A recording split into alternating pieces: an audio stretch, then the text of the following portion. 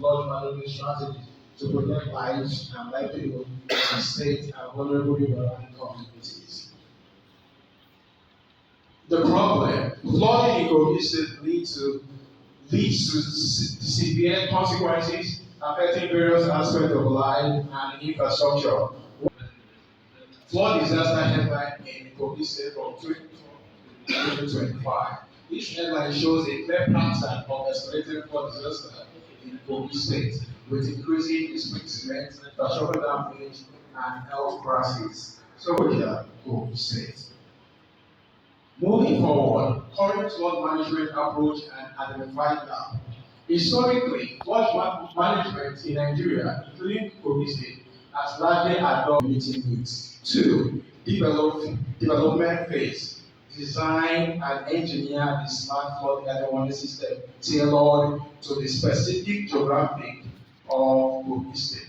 Three, implementation phase. Sensor and centralized data integration across vulnerable areas. 4. Training phase. Educate local authority and residents on using the smart flood early warning system effectively. And the last phase is evaluation phase. Assessing the system performance and make necessary adjustments. So why do we need this smart flood warning system? One, it's important because it reduces fatalities and injuries during flood events. Two, minimize economic losses in agriculture, transport, and housing. Three, improve coordination among emergency services. Four, empower communities with real-time information and preparedness. Netherlands, the master of water control, Singapore, turning flood into opportunities, Japan going underground for safety, Bangladesh, resilience and meet adversity.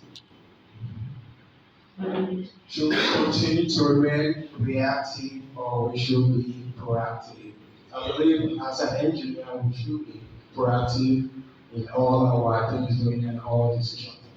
So I think it's high time we should be active in Kogi State in order to mitigate flood and also key into smart flood warning system.